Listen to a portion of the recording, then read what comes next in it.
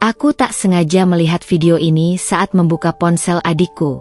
Sejak saat itu semuanya terbongkar dan aku tak menyangka selama ini seperti itu kelakuan suami dan adikku. Halo Bunda, semoga Bunda semuanya dalam keadaan sehat dan bahagia ya. Sebelum masuk ke ceritanya, jangan lupa like, komen dan subscribe channel ini ya. Selamat menonton. Aku, Dinda, duduk di tepi jendela kamar sambil menyeruput teh hangat, menikmati senja yang perlahan mengubah langit menjadi jingga keemasan. 5 tahun pernikahanku dengan Mas Johan terasa seperti mimpi indah yang tak ingin kubangunkan. Rumah mungil kami di pinggiran kota ini selalu terasa hangat, dipenuhi tawa dan cerita-cerita kecil yang kami bagi setiap hari. Mas Johan, suamiku, adalah sosok yang sempurna di mataku, penuh perhatian, pekerja keras, dan selalu membuatku merasa dicintai. Adikku, Nilta, sering menghabiskan waktu di rumah kami. Sejak orang tua kami meninggal 3 tahun lalu, hubunganku dengannya semakin erat. Aku menganggapnya bukan hanya sebagai adik, tapi juga sahabat. Nilta selalu ceria, pandai memasak, dan sering membawakan kue-kue buatannya setiap kali berkunjung. Mas Johan pun selalu menyambutnya dengan senyum lebar. Aku tak pernah curiga. Kupikir itu hanya keakraban biasa antara kakak beradik. Hari ini, seperti biasa, Nilta datang untuk menginap. "Kak, aku bawa brownies favoritmu," serunya riang saat meletakkan kardus kecil di meja makan. Aku tersenyum, merasa beruntung memiliki adik yang begitu perhatian. Mas Johan segera menyambutnya, membantu membawakan tas kecil Nilta ke kamar tamu. Mataku tak sengaja menangkap cara mereka saling bertukar pandang. Ada sesuatu yang membuat dadaku sesak, tapi aku mengabaikannya. "Makan malam apa hari ini, Dinda?" tanya Mas Johan sambil duduk di sebelahku. "Aku masak sop iga, masakan favoritmu," jawabku sambil menyuapkan sedikit kuah ke mulutnya. "Wah, enak banget. Nanti malam kita bisa nonton film bareng ya, bertiga," usul Nilta antusias. Aku mengangguk setuju, tapi tanpa kusadari, pandangan Mas Johan dan Nilta sempat bertemu, seolah ada rahasia yang hanya mereka berdua yang tahu. Malam itu, setelah makan malam dan menonton film, aku memutuskan tidur lebih awal karena besok harus bangun pagi untuk meeting penting. "Aku tidur dulu, ya. Kalian lanjutkan saja filmnya," kataku sambil menguap. "Oke, sayang. Istirahat yang nyenyak," ucap Mas Johan sambil mengecup keningku. Saat aku berbalik menuju kamar, dari sudut mataku, aku melihat Nilta menggeser posisinya di sofa, mendekati Mas Johan. Tapi sekali lagi, aku mengabaikannya. Mungkin hanya imajinasiku yang terlalu lelah. Di balik pintu kamar yang tertutup, aku berbaring di ranjang, mencoba memejamkan mata. Tapi perasaan aneh itu tak kunjung hilang. Seperti ada sesuatu yang tak beres. Seperti kebahagiaanku selama ini hanya ilusi rapuh yang siap runtuh kapan saja. Aku tak tahu bahwa besok, hidupku akan berubah selamanya. Hari itu, langit di luar terlihat kelabu, seolah mencerminkan kegelisahan yang tanpa sadar menggerogoti pikiran saya sejak semalam. Meeting penting dengan klien dari Singapura membuat saya harus mempersiapkan presentasi hingga larut malam. Saya terbangun dengan kepala yang masih berat, tapi tidak ada pilihan selain segera memulai hari. Saya meraih ponsel di atas meja samping tempat tidur, menekan tombol power dengan jari yang masih mengantuk. Layar tetap gelap. Saya mencoba menekannya lagi, kali ini lebih lama, tapi tidak ada respon sama sekali. "Baterai habis?" gumam saya kesal, mengingat saya lupa mengisi daya semalam karena terlalu lelah. Dari balik pintu kamar mandi, suara air mengalir dan suara Nilta yang sedang bersenandung kecil terdengar jelas. Saya ingat dia menginap lagi malam ini, seperti yang sering dilakukannya belakangan ini. Saya menghela napas, berjalan keluar kamar dengan langkah gontai. Meeting online akan dimulai dalam 30 menit. Dan saya harus segera mengakses dokumen penting yang tersimpan di email. Di ruang tamu, Ponsel Nilta tergeletak di atas meja kayu, bersamaan dengan kunci motor dan dompet kecilnya. Saya ragu sejenak. Biasanya saya tidak suka meminjam barang orang tanpa izin, tapi keadaan mendesak. Dia pasti tidak akan marah, bisik saya pada diri sendiri sambil meraih perangkat itu. Jari saya dengan cepat membuka layar. Untungnya, Nilta tidak menggunakan pola atau PIN yang rumit. Begitu masuk ke beranda, saya langsung membuka browser untuk mengakses email. Presentasi klien segera saya download, sambil sesekali melirik jam di sudut layar. Masih ada waktu 20 menit. Saat hendak menutup browser, notifikasi kecil di pojok atas layar menarik perhatian saya. Galeri, video baru disimpan 2 hari lalu. Jari saya tanpa sengaja menyentuhnya. Mungkin hanya video biasa, mungkin dokumentasi kue yang baru saja dia buat, atau mungkin dunia seolah berhenti berputar. Di layar itu, terpampang jelas video yang tidak seharusnya saya lihat. Ranjang saya, bantal-bantal yang saya pilih dengan teliti bulan lalu. Dan di atasnya, Mas Johan dengan tubuh telanjang di atas Nilta yang hanya mengenakan kaos dalam. Suara mereka, gerakan mereka, senyum puas di wajah adik saya sendiri, semuanya tertangkap jelas dalam rekaman itu. Tangan saya gemetar begitu hebat sampai ponsel hampir terjatuh.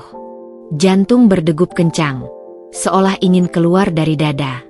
Napas menjadi pendek dan cepat. Ini tidak mungkin. Ini pasti mimpi buruk. Saya mencubit lengan sendiri, berharap akan terbangun dari mimpi mengerikan ini.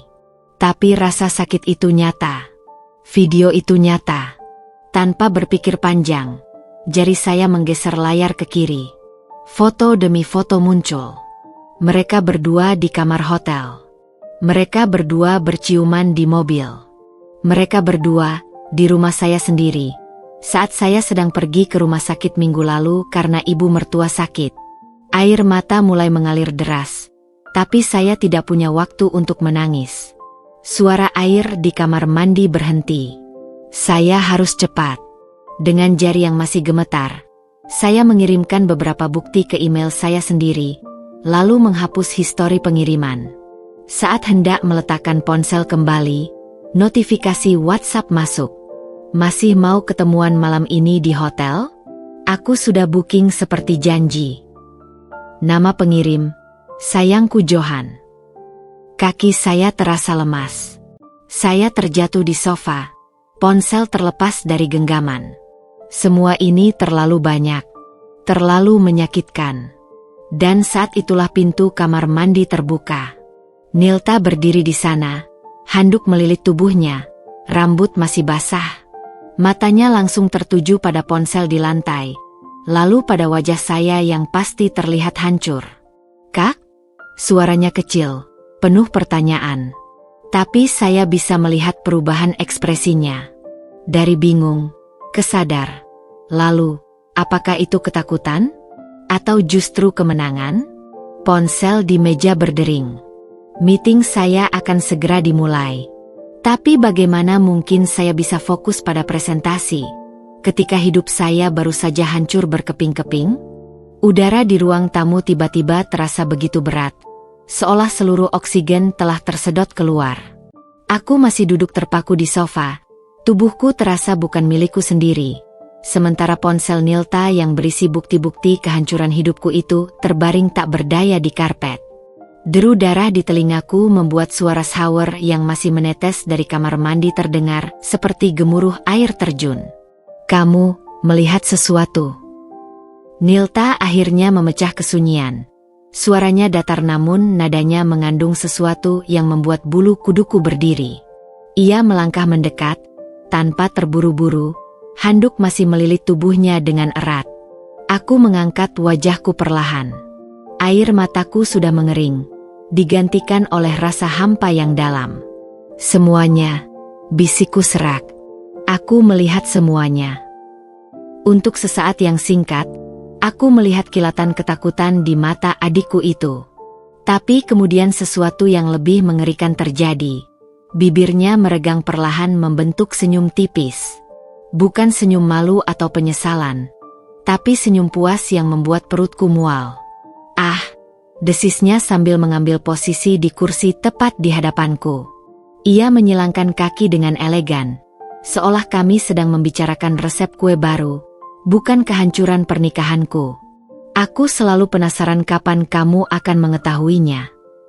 Setiap kata yang keluar dari mulutnya seperti pisau yang menancap dalam-dalam. Sudah berapa lama? Tanyaku. Suaraku pecah. Nilta mengangkat bahu dengan santai.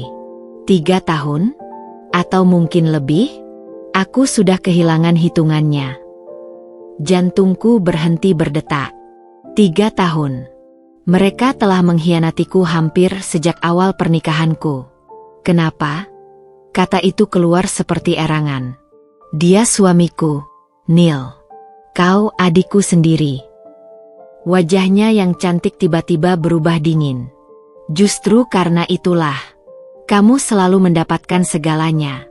Dinda, orang tua selalu lebih menyayangimu. Kamu mendapatkan Johan yang sempurna. Hidupmu selalu berjalan mulus. Suaranya semakin tinggi. Mata yang biasanya manis itu kini menyala-nyala. Aku hanya mengambil sedikit dari yang seharusnya menjadi bagianku. Aku menggigit bibirku sampai berdarah untuk menahan teriakan. Kau gila. Aku selalu ada untukmu. Setelah orang tua meninggal, aku yang selalu menganggapku sebagai anak kecil yang butuh dilindungi. Potongnya tajam. Johan adalah satu-satunya yang benar-benar melihatku sebagai wanita. Teleponku mulai berdering lagi. Meeting penting itu.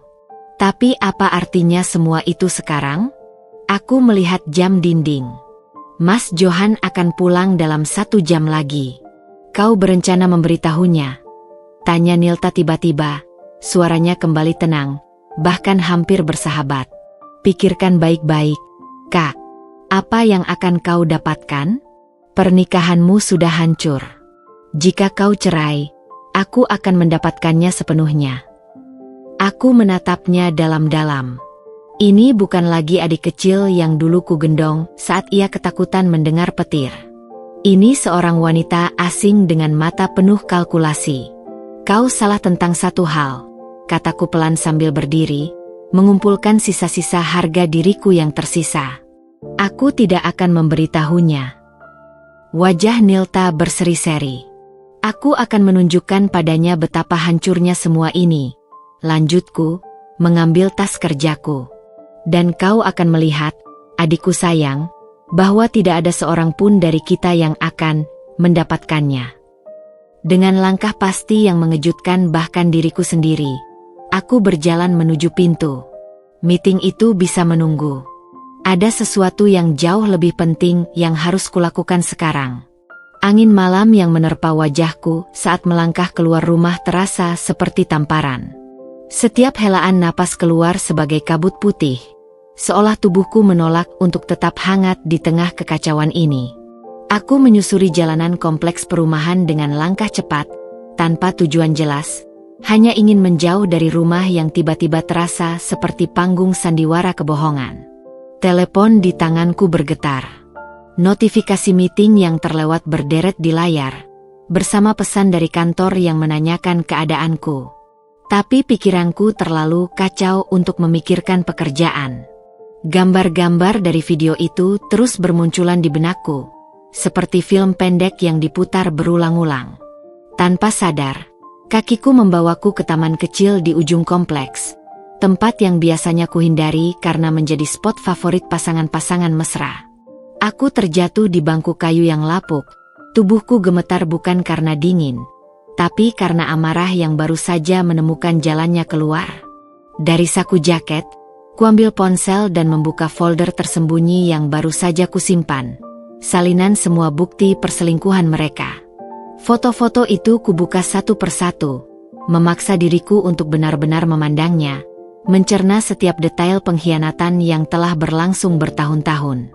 Ada foto mereka di kamar hotel, bertanggal setahun yang lalu, saat aku sedang dinas ke Bandung. Ada screenshot percakapan mesra di aplikasi pesan rahasia. Bahkan ada video lain yang lebih eksplisit, direkam di kamar mandi rumah kami sendiri. Yang paling menyakitkan adalah foto-foto candid mereka berdua. Johan memeluk Nilta dari belakang saat dia memasak, persis seperti yang biasa dilakukannya padaku. Nilta tidur di pangkuannya di sofa, posisi yang dulu selalu menjadi hak istimewaku. Mereka bukan hanya sekedar berselingkuh, mereka telah membangun hubungan paralel, lengkap dengan keintiman dan rutinitas sehari-hari. Ponsel bergetar lagi. Kali ini sebuah pesan masuk. Sayang, aku pulang telat malam ini.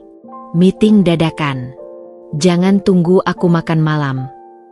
Aku terkikih pahit. Meeting dadakan? Ataukah dia sedang merencanakan pertemuan dengan Nilta? Aku mengecek aplikasi pelacak lokasi yang diam-diam kupasang di ponselnya. Sesuatu yang tak pernah terpikir olehku untuk dilakukan sebelumnya. Titik merah kecil menunjukkan dia berada di sebuah hotel di pusat kota. Tanpa berpikir panjang, kuambil taksi online. Aku harus melihat dengan mataku sendiri. Selama perjalanan 20 menit itu, jantungku berdegup kencang, tangan basah oleh keringat. Apa yang akan kulakukan ketika sampai sana? Aku tidak punya rencana. Yang ku ketahui hanyalah bahwa aku tidak bisa terus hidup dalam kebohongan. Saat taksi mendekati hotel bintang 4 itu, mataku langsung menangkap motor Nilta yang parkir di depan lobi. Warna merah menyalanya tak mungkin salah. Aku membayar supir dengan tangan gemetar dan berjalan masuk dengan langkah goyah. Resepsionis melirikku aneh ketika aku bertanya tentang suamiku yang baru saja check-in. Awalnya dia ragu, tapi setelah kuceritakan bahwa ada keadaan darurat keluarga, dia dengan enggan memberitahukan nomor kamarnya, 408. Lift menuju lantai 4 terasa seperti gerbong menuju neraka. Setiap lantai yang berlalu membuat napasku semakin pendek. Ketika pintu lift terbuka, kakiku terasa seperti dijejali beton. Aku berdiri di depan kamar 408 selama mungkin, menekankan telinga ke pintu. Suara samar tertawa, kemudian erangan yang terlalu familiar membuat darahku mendidih. Tanpa pikir panjang, ku ketuk pintu itu dengan keras. 3 kali, penuh amarah. Suara di dalam tiba-tiba berhenti. Ada bisik-bisik panik, kemudian langkah kaki mendekat. Siapa? Suara Johan dari balik pintu. Room service, jawabku, menekan suara agar tidak dikenali. Pintu terbuka perlahan, dan di sana berdiri suamiku, hanya mengenakan handuk hotel, rambutnya masih basah oleh keringat. Matanya membelalak ketika mengenaliku, wajahnya pucat seketika. Dedinda. Dari belakangnya, Nilta muncul. Hanya memakai kaos dalam yang sama seperti di video, rambutnya acak-acakan. Ekspresinya berubah dari bingung menjadi panik. Lalu, anehnya, hampir seperti menantang. Aku berdiri di ambang pintu, melihat bolak-balik antara 2 orang yang paling kukasihi di dunia ini. Tiba-tiba semua emosi yang kurasakan selama perjalanan ke sini, memadat menjadi satu perasaan dingin yang aneh. Meeting dadakan, ya. Sayang, kataku dengan suara yang bahkan tidak kukenal sebagai suaraku sendiri. Aku ingin memastikan kalian berdua tidak kelaparan. Kulempar tas makanan cepat saji yang kubeli di lobi, simbol terakhir dari peranku sebagai istri yang penuh perhatian, tepat ke wajah Johan sebelum berbalik dan pergi. Aku mendengar Nilta memanggil namaku. Johan berteriak memintaku berhenti, tapi aku terus berjalan. Tidak ada lagi air mata, tidak ada lagi teriakan. Hanya keputusan dingin yang telah matang dalam benakku. Mereka akan membayar untuk semua ini. Lobi hotel yang megah itu tiba-tiba terasa seperti terowongan panjang yang tak berujung. Setiap langkahku menjauh dari kamar 408 terasa seperti berjalan di atas pecahan kaca. Sakit, tapi aku terus melangkah. Suara Johan memanggil namaku dari belakang memantul di dinding marmer, tapi aku tidak menoleh. Tidak lagi. Aku menyusuri trotoar yang ramai dengan wajah basah oleh air mata yang bahkan tidak kusadari telah mengalir. Orang-orang lalu lalang dengan kehidupan normal mereka, tertawa, bertelepon, tanpa tahu bahwa duniamu baru saja hancur berkeping-keping. Sebuah taksi menepi ketika aku melambai, dan tanpa berpikir kusebutkan alamat rumah yang kini terasa seperti bangunan asing. Perjalanan pulang selama 20 menit itu kuhabiskan dengan menatap keluar jendela, menyaksikan lampu-lampu kota berkedip seperti bintang-bintang yang mengejek. Pikiranku berputar pada pertanyaan-pertanyaan yang tak terjawab. Berapa banyak waktu yang mereka habiskan bersama di rumahku sendiri? Apakah mereka pernah di ranjang kami? Di sofa tempat kami biasa menonton film bersama. Setiap memori indah selama pernikahan kami tiba-tiba dipertanyakan. Saat taksi berhenti di depan rumah, mataku langsung tertarik pada jendela kamar tamu yang sudah menyala. Nilta. Dia pasti sudah pulang dan sekarang ada di kamarnya, menungguku pulang seperti ular yang sedang bersiap untuk serangan balik.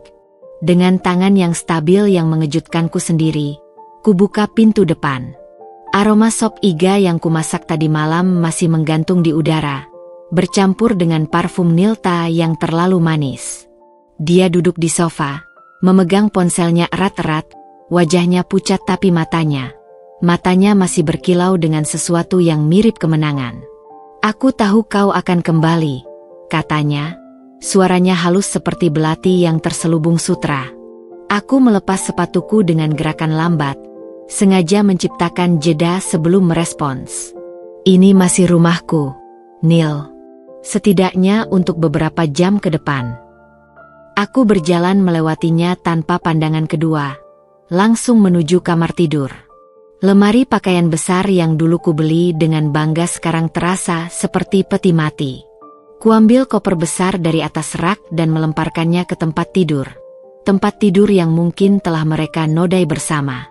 Pakaian-pakaianku kukeluarkan dari gantungan dengan gerakan mekanis. Tidak ada lagi air mata, tidak ada lagi erangan kesedihan. Hanya ada tekad dingin yang tumbuh di dadaku, mengeras seperti baja. Setiap helai pakaian yang masuk ke dalam koper adalah satu langkah menjauh dari kehidupan lamaku. Kau benar-benar pergi. Nilta sekarang berdiri di ambang pintu, bersandar di bingkai dengan pose santai yang terlalu dibuat-buat. Kau menang, Nil, kataku tanpa menoleh, terus melipat pakaianku dengan rapi. Kau dapatkan dia. Tapi ingat baik-baik, apa yang didapat dengan cara curang, akan hilang dengan cara yang lebih memalukan. Dia tertawa. Suara yang dulu kunikmati sekarang seperti kuku di papan tulis. Kau selalu dramatis, Dinda. Johan dan aku, ini bukan sekadar perselingkuhan. Kami saling mencintai. Tanganku berhenti sejenak di atas gaun pernikahanku yang tersimpan rapi dalam kantong pelindung. Dengan gerakan perlahan, kuambil benda itu dan memasukkannya ke dalam koper. Cinta? Akhirnya aku menoleh padanya. Kau bahkan tidak tahu arti kata itu. Kau hanya ingin apa yang kumiliki. Selalu begitu. Ponselku bergetar di saku. Johan. Sudah 15 panggilan tak terjawab dan puluhan pesan. Kuaktifkan mode pesawat tanpa ragu. Ketika koper terakhir ditutup, aku berdiri dan melihat sekeliling kamar yang pernah kubagikan dengan suamiku. Foto-foto pernikahan di dinding, buku-buku yang kami baca bersama, bahkan selimut favorit kami, semua tinggal kenangan. Kau tidak akan memberitahu keluarga? Teman-teman? Tanya Nilta ketika aku melewatinya dengan koper besar. Aku berhenti di depan pintu depan, menatapnya untuk terakhir kalinya. Oh, aku akan memberitahu mereka, Nil. Tapi bukan dengan air mata dan drama seperti yang kau harapkan. Aku akan membiarkan hidup yang memberitahu mereka. Ketika kau menyadari bahwa pria yang kau curi dariku adalah seorang pembohong yang akan melakukan hal yang sama padamu. Dengan itu, aku menutup pintu rumah pernikahanku dengan lembut. Terlalu lembut untuk sebuah perpisahan. Tapi dalam hatiku, ini bukan akhir. Ini awal dari sesuatu yang baru. Sesuatu yang lebih kuat. Taksi yang kupesan sebelumnya sudah menunggu. "Kemana, Bu?" tanya sopir. Aku menarik napas dalam. Apartemen Taman Anggrek. Tapi berhenti di tempat fotokopi dulu. Ada beberapa dokumen penting yang perlu kusimpan. Saat mobil meluncur menjauh, aku mengeluarkan USB berisi semua bukti perselingkuhan mereka dari tas. Besok pagi, pengacaraku akan menerima paket lengkap dengan salinan semua bukti ini. Tapi untuk malam ini, aku hanya perlu satu hal, menemukan tempat yang aman untuk merencanakan langkah selanjutnya. Karena perang baru saja dimulai. Matahari pagi menyelinap melalui tirai tipis apartemen baruku, membentuk garis-garis emas di lantai kayu yang masih asing bagiku. Aku terbaring di atas kasur kosong, hanya beralaskan spray baru yang masih berbau pabrik, menatap langit-langit putih yang asing. Semalam aku tertidur di lantai, kelelahan setelah berjam-jam menyusun dokumen-dokumen penting dari pernikahan yang telah menjadi debu. Tangan meraih ponsel yang tergeletak di sampingku. 23 panggilan tak terjawab dari Johan, dan pesan berantai yang isinya berubah-ubah, mulai dari permintaan maaf histeris, alasan konyol, hingga kemarahan karena aku melanggar privasinya. Setiap kata membuatku semakin yakin dengan keputusanku. Kuaktifkan mode pesawat lagi, belum siap menghadapi badai itu. Apartemen satu kamar di kompleks Taman Anggrek ini kecil tapi cukup untuk sementara. Aku memilihnya karena lokasinya dekat kantor dan, yang lebih penting, tidak ada satupun teman atau keluarga yang tahu alamat ini. Perlindungan pertama yang kubutuhkan sekarang adalah jarak. Dari koper besar, kuambil satu-satunya foto yang kubawa. Gambar diriku bersama almarhum orang tua di wisuda sarjanaku. Kulekatkan di kulkas kosong dengan magnet souvenir dari Bali. "Aku akan baik-baik saja, yah, Bu," bisikku, menahan getar di suara. Panggilan dari resepsionis apartemen mengagetkanku. "Ada tamu untuk Anda, Ibu Dinda." Bapak Bima namanya.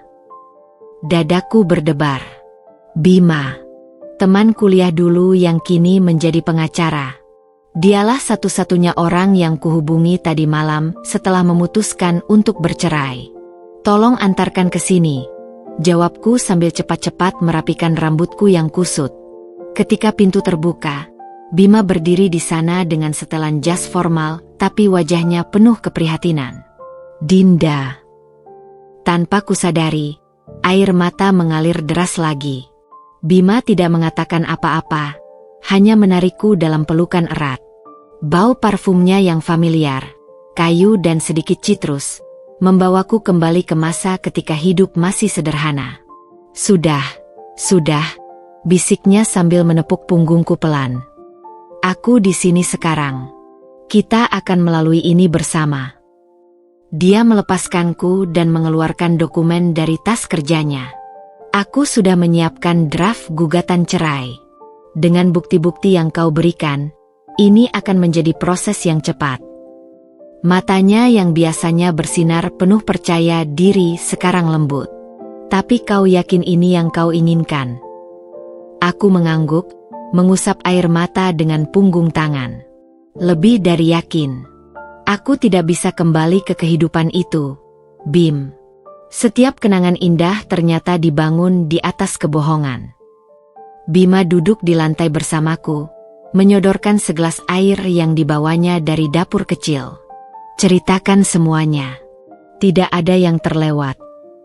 Dan untuk pertama kalinya sejak menemukan video itu, aku bercerita panjang lebar tentang betapa seringnya Nilta menginap, tentang meeting dadakan Johan yang semakin sering, tentang tanda-tanda kecil yang selama ini kusalahartikan sebagai kelelahan kerja biasa. Bima mendengarkan dengan serius, sesekali membuat catatan di buku kecilnya. "Kita punya posisi kuat secara hukum," katanya setelah aku selesai. Tapi dia bisa membantah bahwa perselingkuhan itu bukan alasan sah untuk cerai di Indonesia. Kita butuh strategi lain. Matanya berbinar licik yang membuatku penasaran. kau bilang Johan punya utang judi. Aku mengernyit. Ya, tapi tidak besar. Dulu dia pernah cerita. Temanku di kepolisian bisa membantu menelusuri itu. Jika kita bisa membuktikan dia punya masalah keuangan serius yang disembunyikan selama pernikahan, plus kekerasan psikologis dari perselingkuhan ini. Aku memandangnya takjub. Kau benar-benar ingin menghancurkannya, ya? Bima menatapku lama. Aku hanya ingin kau mendapatkan kebebasan dan keadilan yang layak kau dapatkan, Dinda. Jika itu berarti menghancurkannya, biarlah. Senyum kecil akhirnya muncul di wajahku untuk pertama kalinya sejak seminggu terakhir. Aku beruntung memilikimu sebagai teman. Teman. Bima mengangkat satu alis, lalu tersenyum. Baiklah, untuk sekarang, teman saja dulu. Sore itu, setelah Bima pergi dengan janji akan memproses dokumen-dokumen hukum, aku berdiri di balkon kecil apartemen menatap pemandangan kota. Di kejauhan, gedung-gedung tinggi menjulang dengan lampu-lampu yang mulai menyala satu persatu. Hidup baru ini menakutkan. Tapi untuk pertama kalinya dalam lama, aku merasa lega. Lega karena kebenaran akhirnya terungkap. Lega karena aku tidak perlu lagi hidup dalam kebohongan. Dan yang paling penting, lega karena sekarang aku tahu musuh-musuhku dengan jelas. Dan aku siap melawan. Malam di apartemen kecilku terasa lebih dingin dari biasanya.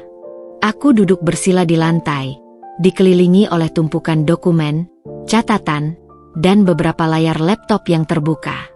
Cahaya biru dari monitor menerangi wajahku yang lelah tetapi penuh tekad. Sudah 2 minggu sejak aku meninggalkan rumah itu. 2 minggu sejak dunia yang kukenal runtuh berkeping-keping. Di layar utama laptop, terbuka folder rahasia berisi semua bukti perselingkuhan Johan dan Nilta, foto, video, transkrip chat, bahkan catatan perjalanan mereka yang kurekonstruksi dari berbagai sumber. Setiap berkas kuberi label dengan rapi, tanggal, lokasi, dan konteks kejadian. Ini bukan sekadar arsip, ini adalah senjataku. Ponsel bergetar di sampingku. Pesan dari Bima. Dokumen gugatan sudah siap. Tapi ada sesuatu yang kau perlu lihat. Cek email. Dengan jari yang gemetar karena antisipasi, kubuka inbox. Lampirannya adalah laporan bank milik Johan yang berhasil didapatkan Bima melalui kenalannya. Mataku membelalak saat melihat angka-angka itu. Transfer rutin ke sebuah akun di Bali, jumlah besar, selama 6 bulan terakhir. Hotel. Bisikku sendiri. Mereka tak hanya bertemu di kota ini, tetapi juga melakukan perjalanan bersama. Aku menggigit bibir bawahku sampai nyaris berdarah saat melihat tanggal transfer terakhir. Tepat di hari ulang tahun pernikahan kami yang kelima. Tanpa berpikir panjang, kuambil ponsel dan membuka media sosial Nilta. Dia telah memblokirku, tapi akun fake yang kubuat minggu lalu dengan mudah mengakses profilnya. Foto terbaru diunggah 3 hari lalu. Potongan bibir merahnya yang tersenyum. Dengan caption, masih ada rasa manis setelah pahitnya kopi. Aku mengenal latar belakang foto itu. Kafe di Ubud tempat Johan dan aku pernah menghabiskan bulan madu. Rasa mual yang tiba-tiba membuatku harus menutup laptop dan berjalan ke balkon kecil. Udara malam yang menusuk membersihkan pikiranku sejenak. Di kejauhan, lampu-lampu kota berkedip seperti bintang-bintang yang mengejek. Kau baik-baik saja? Suara Bima dari belakang membuatku terkejut. Aku bahkan tidak mendengar dia masuk, meski sudah kuberi kunci cadangan. Tidak, jawabku jujur, membiarkan air mata mengalir tanpa usaha untuk menyapunya. Aku tidak baik-baik saja. Aku sedang menyusun bukti untuk menghancurkan hidup suamiku sendiri. Apa ada yang baik dari ini? Bima mendekat, tapi tidak menyentuh. Dia hanya berdiri di sampingku, membiarkan kehadirannya saja menjadi penghiburan. Kau tidak menghancurkan hidupnya, Dinda. Dia yang melakukannya sendiri. Kau hanya memastikan dia menanggung konsekuensinya. Dia benar. Tapi kebenaran itu terasa pahit di lidah. Ada lagi, lanjut Bima, mengeluarkan dokumen dari tasnya. Laporan detektif swasta yang kusewa menemukan sesuatu yang menarik. Dia membentangkan foto di meja kecil balkon. Foto-foto Johan bertemu dengan seorang wanita lain, bukan Nilta, di sebuah hotel di kawasan Sudirman. Lain lagi? Tanyaku, suaraku parau. Bima mengangguk. Sepertinya perselingkuhan dengan Nilta bukan satu-satunya. Ada setidaknya 2 wanita lain dalam 6 bulan terakhir. Tawa pahit meledak dari mulutku. Selama ini aku mengira pengkhianatan mereka spesial, bahwa ada cinta sejati di balik kebohongan itu. Tapi ternyata Johan hanya seorang playboy kelas kakap, bisikku, menatap foto-foto itu dengan rasa muak yang baru. Bima duduk di kursi balkon di sampingku. Ini bisa menjadi senjata kita. Tapi dia ragu. Kau yakin ingin melanjutkan? Ada cara lain yang lebih damai. Tidak, potongku tegas. Aku ingin dia merasakan setiap tetes rasa sakit yang kurasakan. Aku ingin dia tahu bagaimana rasanya dipermalukan, dikhianati, dihancurkan. Bima memandangku lama, lalu mengangguk perlahan. Baik, besok kita kirim gugatan cerai. Dan dia mengeluarkan amplop coklat dari tasnya. Semua bukti ini akan dikirim ke kantor Johan, keluarganya, dan teman-teman dekatnya, tepat setelah sidang pertama. Aku menerima amplop itu dengan tangan yang stabil. Ini bukan lagi tentang kesedihan atau kemarahan. Ini tentang keadilan.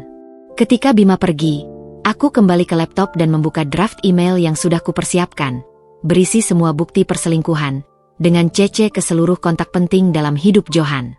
Jarinya melayang di atas tombol, Save Draft. Belum saatnya. Aku ingin melihat wajahnya di pengadilan terlebih dahulu.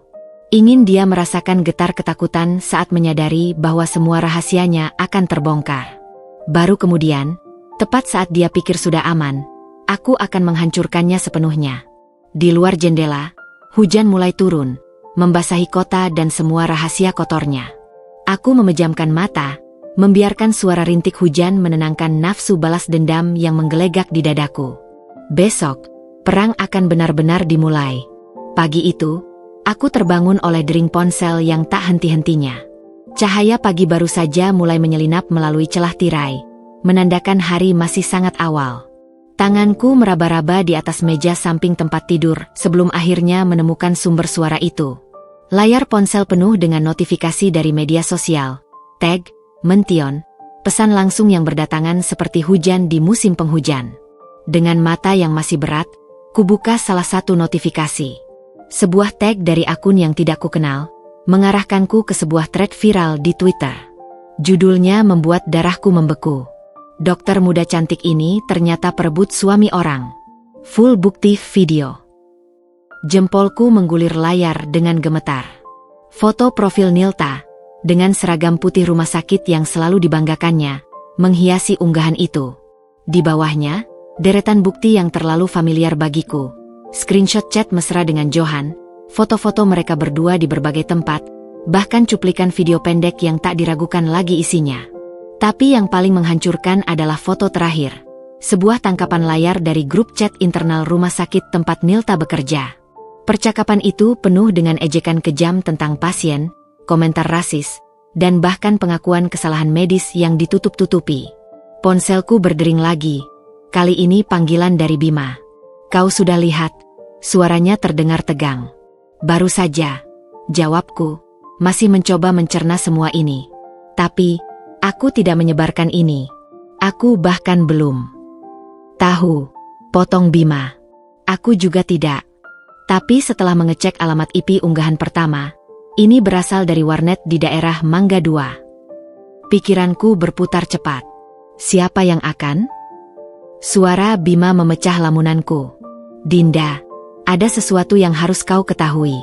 Johan ternyata punya hubungan dengan wanita lain. Bukan hanya Nilta. Salah satunya adalah perawat di rumah sakit yang sama dengan Nilta. Segalanya menjadi jelas. Ini karma yang datang bukan dari tanganku, tapi dari permainan Johan sendiri. Rumah sakit sudah mengeluarkan pernyataan, lanjut Bima. Nilta diskors sambil menunggu investigasi. Aku menutup mata, mencoba menenangkan detak jantung yang berdegup kencang. Seharusnya aku merasa puas. Ini tepat seperti yang kuinginkan, kehancuran reputasi Nilta. Tapi kenapa dadaku terasa sesak? Tanpa sadar, jemariku membuka galeri ponsel dan menemukan foto lama. Gambar Nilta kecil yang tersenyum lebar sambil memegang trofi lomba menyanyi saat SD. Dulu, aku yang mengantarnya ke lomba itu. Aku yang menjaganya agar tidak gugup. Ponsel bergetar lagi. Pesan dari nomor tak dikenal. Senang melihat aku hancur. Kak, sekarang kau bisa tidur nyenyak. Tiba-tiba, bayangan Nilta kecil itu bercampur dengan gambarnya sekarang. Wajahnya yang penuh kebencian saat mengakui perselingkuhannya, senyum kemenangannya ketika menyakitiku. Kujawab dengan singkat, aku tidak melakukan ini. Tapi kau tahu siapa yang melakukannya? Pria yang kau kira mencintaimu. Tak butuh waktu lama untuk balasannya datang. Dia tidak mungkin. Kukirimkan screenshot yang Bima berikan padaku, foto Johan dengan wanita lain di rumah sakit. Kemudian kutambahkan, kau hanya salah satu dari banyaknya, Nil. Seperti aku dulu. Titik-titik getar muncul, menghilang, lalu muncul lagi. Tapi tidak ada balasan yang masuk. Di layar televisi yang masih menyala, berita pagi mulai meliput skandal tersebut. Wajah Nilta yang biasanya cantik dan percaya diri sekarang terpampang dengan tulisan, Dokter Gadisan, di bawahnya. Reporter dengan suara serius membacakan pernyataan rumah sakit tentang standar moral tenaga medis. Aku mematikan TV dengan gerakan kasar. Ini seharusnya membuatku lega. Tapi kenapa aku malah merasa hampa? Pintu apartemen diketuk perlahan. Bima berdiri di luar dengan wajah khawatir, membawa 2 cangkir kopi dan kertas sidang gugatan cerai. Kau baik-baik saja? Tanyanya, menatapku dalam-dalam. Aku mengambil kopi itu, menghirup aroma pahit yang menenangkan. Tidak, tapi aku akan baik-baik saja. Dia mengangguk, mengerti. Sidang pertama besok. Johan sudah diberitahu. Mataku menatap dokumen di tangannya. Gugatan cerai dengan alasan perselingkuhan dan kekerasan psikologis. Di dalamnya, semua bukti yang kukumpulkan dengan susah payah. Besok, bisikku, lebih pada diriku sendiri. Akhirnya, Bima meraih tanganku. Ini baru permulaan, Dinda. Untukmu, dan untuk mereka. Dari jendela, aku melihat awan hitam menggantung di langit. Pertanda badai. Seperti hidupku sekarang. Tapi kali ini, aku bukan lagi korban yang ketakutan. Aku adalah badai itu sendiri. Pagi itu, udara di pengadilan negeri terasa begitu kental dengan ketegangan. Aku duduk di kursi kayu yang keras di ruang sidang, jari-jariku erat menggenggam lengan kursi hingga buku-buku memutih. Bima di sampingku dengan setelan jas abu-abu yang sempurna, sesekali melirikku untuk memastikanku baik-baik saja. Di seberang ruangan, Johan baru saja masuk dengan langkah berat. Wajahnya yang biasanya tampan kini tampak sembab dan pucat, lingkaran hitam tebal mengelilingi matanya yang merah. Ketika pandangannya menemuiku, ada kilatan. Emosi yang tak bisa kubaca. Apakah itu penyesalan? Kemarahan? Atau mungkin ketakutan? Aku menahan desisan napas ketika melihat Nilta masuk di belakangnya, mengenakan kerudung gelap yang menyembunyikan separuh wajahnya. Tapi tak ada yang bisa menyembunyikan mata bengkaknya yang jelas telah menangis semalaman. Hakim yang terhormat, Bima mulai dengan suara lantang yang memenuhi ruangan sidang. Kami mengajukan gugatan cerai dengan alasan perselingkuhan dan kekerasan psikologis yang dilakukan tergugat terhadap klien saya. Dia meletakkan berkas tebal di meja hakim, lalu melanjutkan, dalam berkas ini, terdapat bukti-bukti tak terbantahkan termasuk rekaman video, foto, dan transkrip percakapan mesra antara tergugat dengan wanita lain, yang tidak lain adalah adik kandung penggugat sendiri. Suara gemuruh memenuhi ruangan sidang. Johan langsung berdiri, wajahnya memerah. Itu semua direkayasa. Dinda selalu posesif dan... Silakan tergugat tenang, hardik hakim. Anda akan mendapat giliran bicara. Bima dengan tenang melanjutkan presentasinya, menampilkan satu demi satu bukti di layar proyektor. Setiap gambar yang muncul seperti menusuk jantungku. Tapi aku tetap duduk tegak, menatap lurus ke depan. Aku tidak akan memberinya kepuasan melihatku hancur lagi.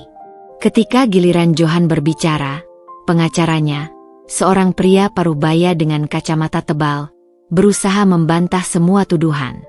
Ini semua adalah konspirasi untuk menjatuhkan klien saya yang merupakan pengusaha sukses.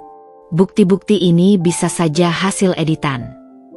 Tapi kemudian Bima mengeluarkan senjata pamungkasnya. Jika bukti visual bisa diragukan, bagaimana dengan bukti finansial ini? Dia menyerahkan dokumen ke hakim. Klien saya baru mengetahui bahwa selama pernikahan mereka, tergugat telah menyembunyikan utang judi sebesar hampir 2 miliar rupiah. Dan yang lebih mengejutkan, dia menggunakan harta bersama untuk membiayai perselingkuhannya. Johan terlihat seperti ingin muntah. Itu bukan. Dan inilah, Bima menyela, bukti transfer rutin ke beberapa akun wanita berbeda, termasuk satu akun atas nama Nilta Sari, adik penggugat sendiri. Ruang sidang gempar. Nilta tiba-tiba berdiri dan berlari keluar dengan tangan menutupi wajah. Johan duduk terpaku. Wajahnya yang biasanya penuh percaya diri sekarang lembam seperti ikan yang terkapar di darat. Hakim mengetuk palu berkali-kali. Kami akan melanjutkan sidang ini 2 minggu lagi untuk mendengarkan kesaksian lebih lanjut. Sementara itu, berdasarkan bukti awal, saya mengabulkan permohonan penggugat untuk pembekuan sementara aset-aset tergugat. Ketika sidang ditutup, Johan langsung menuju ke arahku, matanya menyala-nyala. Kau pikir kau menang? Kau tidak tahu apa yang kau mulai, Dinda. Bima dengan sigap menghalangiku, tapi aku justru melangkah maju. Untuk pertama kalinya dalam 5 tahun pernikahan kami, aku menatapnya tanpa rasa takut. Aku tahu persis apa yang aku lakukan, Johan. Ini baru permulaan. Di luar gedung pengadilan, hujan rintik-rintik mulai turun. Bima membukakan payung untukku sambil bertanya, "Kamu baik-baik saja?" Aku melihat ke belakang, di mana Johan sedang berteriak-teriak di telepon, wajahnya merah padam. Di kejauhan, Nilta terlihat menangis di dalam mobil. "Tidak," jawabku jujur. "Tapi aku akan baik-baik saja." Ketika kami sampai di mobil, ponselku berdering. Sebuah pesan dari nomor tak dikenal. "Dinda, kita perlu bicara. Ini tentang sesuatu yang lebih besar dari perselingkuhan." Aku mengernyit, lalu melihat ke arah Bima. "Kau kirim ini?" Dia menggeleng, wajahnya penuh tanya. "Bukan aku." Jantungku berdegup kencang. Siapa lagi yang terlibat dalam drama kotor ini? Pagi itu, sinar matahari yang menembus jendela apartemenku terasa berbeda. Lebih hangat, lebih cerah, seolah alam semesta sedang memberikan persetujuannya atas keputusanku untuk benar-benar memulai hidup baru. Aku berdiri di depan cermin kamar mandi, menatap wajah yang mulai menunjukkan tanda-tanda pulih. Lingkaran hitam di bawah mataku sudah memudar, dan untuk pertama kalinya dalam berbulan-bulan, senyum yang muncul di bibirku terasa alami, bukan paksaan. Ponsel di meja bergetar dengan notifikasi dari kantor. Promosi yang selama ini kunantikan akhirnya resmi diberikan. Jabatan baru sebagai manajer senior di perusahaan konsultan tempatku bekerja, dengan gaji yang hampir 2 kali lipat dari sebelumnya. Tanganku gemetar saat membaca email resmi tersebut. Selama ini, aku selalu memprioritaskan karir Johan, mengalah untuk relokasi kerjanya, bahkan pernah menolak promosi karena khawatir akan mengganggu kehidupan rumah tangga kami. Selamat. Bima muncul di balik pintu apartemen dengan sebotol sampanye dan 2 gelas kristal. Wajahnya berseri-seri. "Aku tidak sengaja melihat email itu ketika kamu membukanya di laptop kemarin." Aku menggeleng sambil tersenyum. "Kamu benar-benar pengacara terburuk, mengintai klienmu sendiri." Dia tertawa, suaranya yang dalam mengisi ruangan kecilku. "Aku datang sebagai teman hari ini, bukan pengacara." Dengan gerakan ahli, dia membuka botol sampahnya itu. Untuk Dinda yang baru, ucapnya sambil menuangkan minuman keemasan itu ke dalam gelas.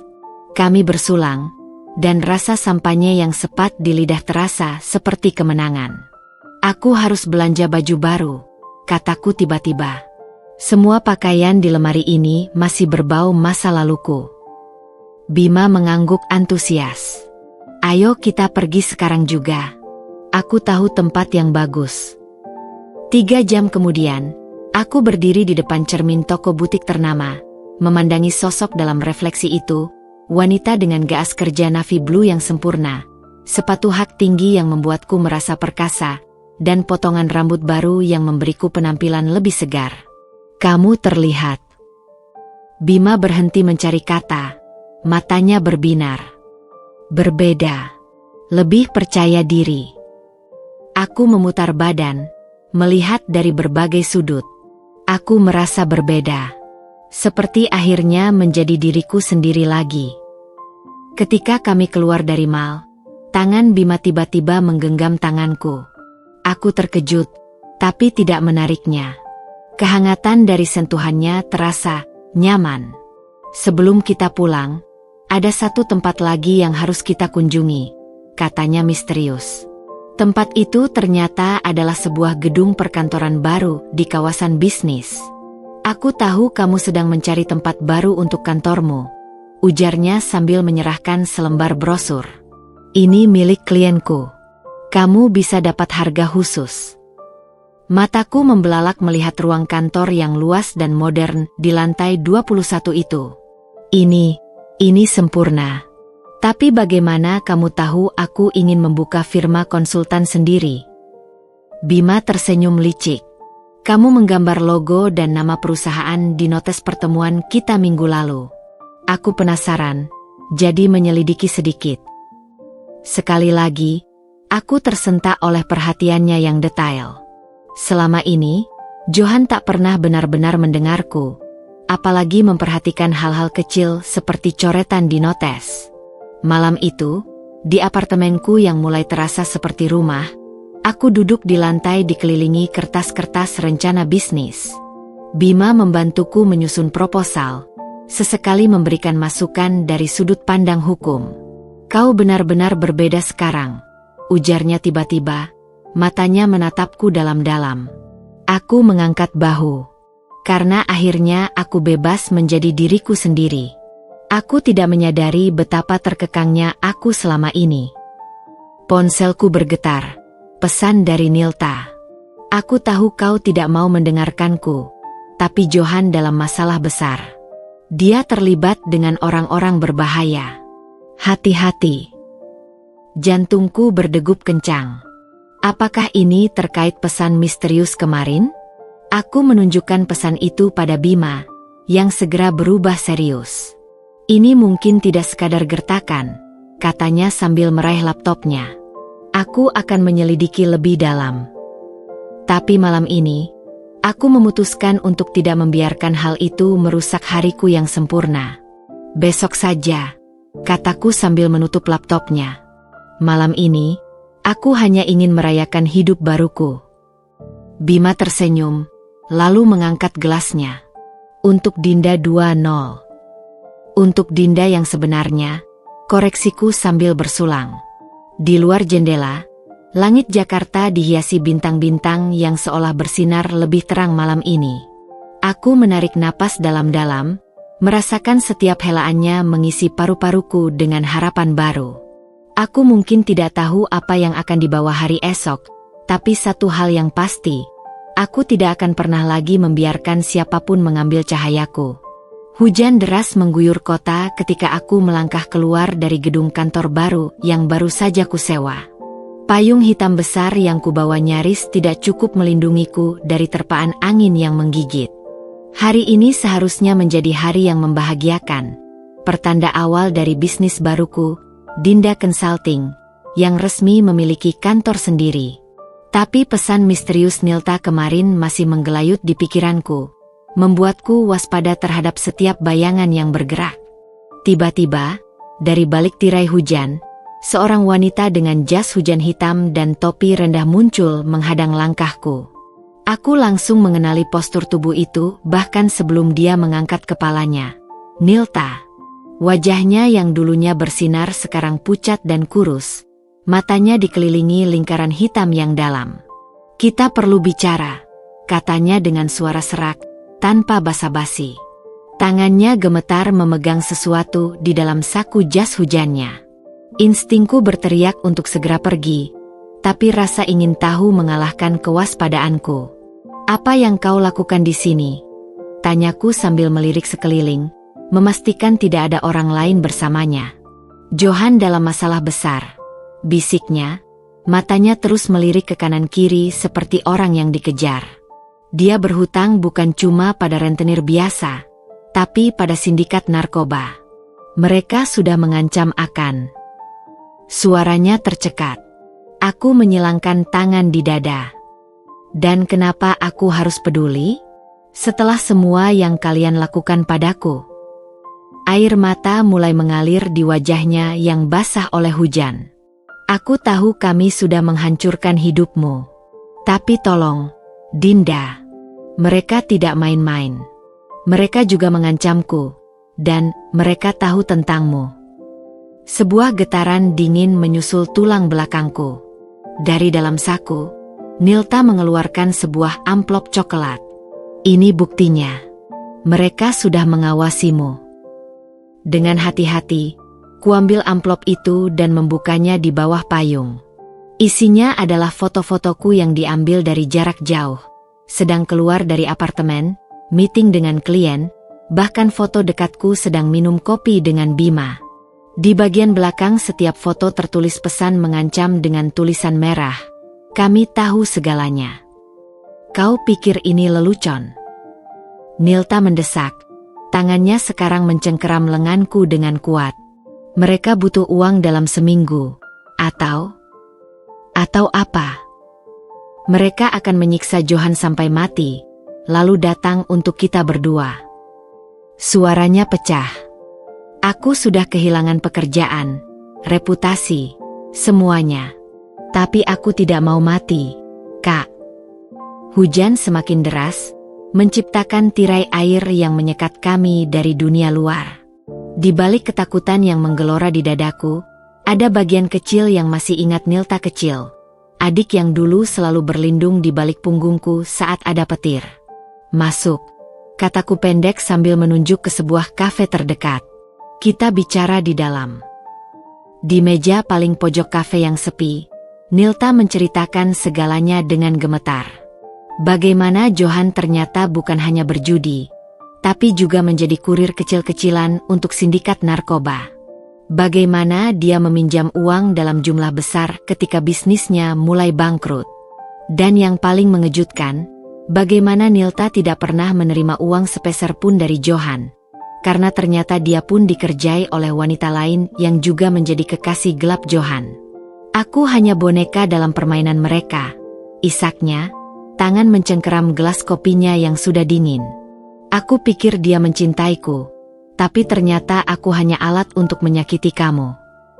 Aku memandanginya lama, mencoba mencari tanda-tanda kebohongan di wajahnya yang hancur. Tapi yang kulihat hanya penyesalan tulus. "Apa yang kau ingin aku lakukan?" "Kau punya koneksi," bisiknya. "Bima kan pengacara terkenal. Mungkin dia bisa membantu kita laporkan ke polisi tanpa..." "Tidak," potongku tegas. "Aku tidak akan menyeret Bima ke dalam masalah ini. Ini bukan urusanku, dan jelas bukan urusannya." Tiba-tiba, Nilta menjatuhkan diri berlutut di lantai kafe. Tangannya meraih erat tanganku. "Aku mohon, Kak. Aku salah. Aku bodoh. Tapi tolong, aku tidak mau mati." Semua pelanggan dan pelayan kini menatap kami. Aku menariknya kembali ke kursi dengan kasar. "Diam. Kau mau menarik perhatian mereka." Ketika melihat ketakutan murni di matanya, sebuah rencana mulai terbentuk di kepalaku. "Aku akan mempertimbangkan membantumu," akhirnya kuucapkan. "Tapi ada syaratnya." Apa saja? Pertama, kau akan menulis pengakuan lengkap tentang perselingkuhanmu dengan Johan, termasuk semua bukti yang kau miliki tentang kegiatan ilegalnya. Kedua, kau akan menghadap ke polisi dan bersaksi jika diperlukan. Dan ketiga, aku berhenti sejenak, memastikan mataku menatap langsung ke jiwanya. Kau tidak akan pernah lagi mencoba menghubungiku setelah ini selesai. Wajahnya berkerut seperti akan menangis lagi, tapi dia mengangguk pelan. Aku setuju. Ketika kami berpisah di luar kafe, hujan sudah berhenti, meninggalkan udara segar yang ironisnya terasa menenangkan. Nilta memberikan sebuah flash disk berisi semua dokumen yang dia miliki tentang Johan. Kau masih punya hati, Kak, bisiknya sebelum pergi. Lebih besar dari yang kupunya. Aku berdiri di trotoar yang masih basah, memegang flash disk kecil itu seolah-olah itu bisa meledak kapan saja. Bima mungkin akan marah karena aku menyembunyikan ini darinya. Tapi sesuatu memberitahuku bahwa ini adalah jalan yang harus kutempuh sendiri, untuk menutup semua luka lama, sekaligus melindungi kehidupan baruku yang rapuh ini. Malam itu, di apartemen yang sunyi, kubuka isi flash disk itu. Dokumen-dokumen di dalamnya lebih mengejutkan dari yang kuduga. Catatan transaksi narkoba, foto pertemuan dengan bandar, bahkan rekaman suara Johan mengakui penipuan asuransi yang dilakukannya. Ponselku bergetar. Pesan dari Bima. Besok kita bertemu dengan klien baru. Jangan lupa bawa proposalnya. Aku menatap layar laptop dan ponsel secara bergantian. Dua dunia yang sama sekali berbeda. Satu penuh harapan, satu penuh bahaya. Dan aku berdiri di persimpangan keduanya. Laptopku menyala di atas meja makan, memancarkan cahaya biru yang menciptakan bayangan-bayangan aneh di dinding apartemen yang sunyi. Pukul 3 pagi, dan aku masih terjaga, menatap dokumen-dokumen dari flash disk Nilta yang tersebar di layar. Setiap file yang kubuka seperti membuka peti Pandora baru. Semakin dalam aku menyelam, semakin gelap rahasia yang terkuak. Ada laporan keuangan dari perusahaan Johan yang selama ini terlihat sukses. Ternyata, selama 2 tahun terakhir, bisnisnya sudah bangkrut. Yang lebih mengejutkan, dia menggunakan uang klien untuk menutupi kerugian judinya. Sebuah tindakan yang jelas-jelas penipuan. Kubuka folder bernama Proyek X. Isinya membuat darahku membeku. Foto-foto gudang penyimpanan di kawasan industri, berisi kardus-kardus bertuliskan merek suplemen terkenal. Tapi menurut catatan yang menyertainya, itu hanyalah kedok untuk menyimpan sabu-sabu yang akan diedarkan. Johan tidak sekadar berhutang pada sindikat narkoba, dia menjadi bagian dari mereka. Ponselku bergetar. Pesan dari Nilta. Mereka tahu aku memberimu dokumen. Aku harus pergi. Jangan coba hubungi aku lagi. Aku segera meneleponnya, tapi nomor itu sudah tidak aktif. Keringat dingin mengalir di pelipisku. Ini lebih serius dari yang kukira. Pagi harinya, dengan mata merah karena kurang tidur, aku duduk di hadapan Bima di kantornya yang mewah. Cahaya matahari pagi menyinari ruangan melalui jendela kaca besar, kontras dengan kegelapan yang baru saja kuselami semalaman. Kamu terlihat mengerikan, katanya sambil mengambilkanku segelas air. Kau harus lihat ini, jawabku sambil mengeluarkan flash disk dan mencetak beberapa dokumen kunci. Bima membaca dokumen-dokumen itu dengan ekspresi yang semakin serius. Dinda, ini bukan lagi masalah perselingkuhan atau perceraian biasa. Ini kejahatan terorganisir. Aku tahu, bisikku. Tapi aku tidak bisa tinggal diam. Mereka mengancam nyawa Nilta, dan mungkin aku juga berikutnya. Bima menghela napas panjang, lalu tiba-tiba menutup tirai jendela kantornya dan mengunci pintu. Aku punya teman di kepolisian yang menangani kasus narkotika. Tapi dia ragu. Jika kita melapor, kamu akan terlibat dalam proses hukum yang panjang. Bisnis barumu, reputasimu, semua bisa hancur. Aku menatapnya lama. Lalu apa pilihanku? Lari dan bersembunyi seumur hidupku. Dia menggeleng. Aku hanya ingin kamu menyadari risikonya. Matanya yang biasanya penuh percaya diri, sekarang penuh kekhawatiran. Ada cara lain.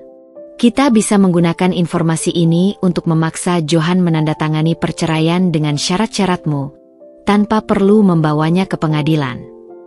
Dan membiarkan sindikat narkoba itu bebas berkeliaran. Bima menghela napas. Kadang kita harus memilih pertempuran kita sendiri. Dinda, prioritasmu sekarang adalah keselamatanmu dan bisnis barumu. Ponsel Bima berdering. Wajahnya berubah pucat setelah mendengar pembicaraan di telepon.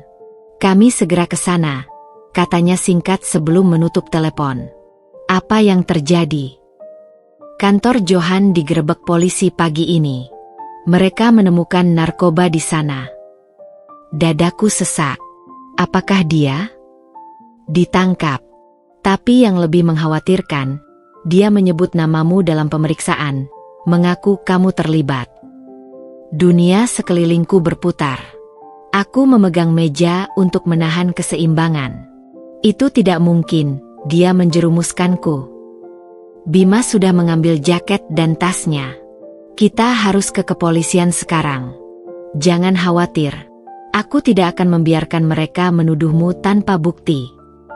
Dalam perjalanan ke kepolisian, pikiranku kalut. Johan tidak hanya menghancurkan pernikahan kami. Sekarang dia mencoba menghancurkan hidupku sepenuhnya.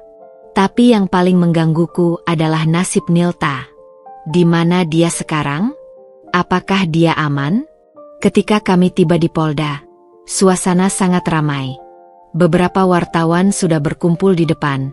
Kamera siap meliput. Bima dengan sigap menutupi wajahku dengan jaket dan membawaku melalui pintu samping. Di ruang interogasi, melalui kaca satu arah, aku bisa melihat Johan yang duduk lesu di kursi. Wajahnya penuh luka dan bajunya koyak. Dia terlihat seperti orang yang sama sekali berbeda dari pria tampan yang dulu ku kenal. Kita tidak bisa menemuinya langsung, bisik Bima. Tapi aku akan bicara dengan penyidik. Kamu tunggu di sini. Saat aku sendirian di ruang tunggu, seorang petugas membawakanku secangkir kopi. Kamu istri Johan, ya? Tanyanya dengan nada kasihan. Aku mengangguk pelan. Dia menyebut kamu punya hubungan dengan bos sindikat itu. Bahwa bisnis konsultanmu hanya kedok. Aku nyaris menumpahkan kopi. Itu tidak benar. Aku baru saja memulai bisnis itu. Dan tenang, Bu, ujarnya. Kami punya bukti bahwa dia berbohong. Tapi dia ragu. Kamu punya musuh yang sangat kejam. Sebelum aku bisa bertanya lebih lanjut, Bima kembali dengan wajah suram.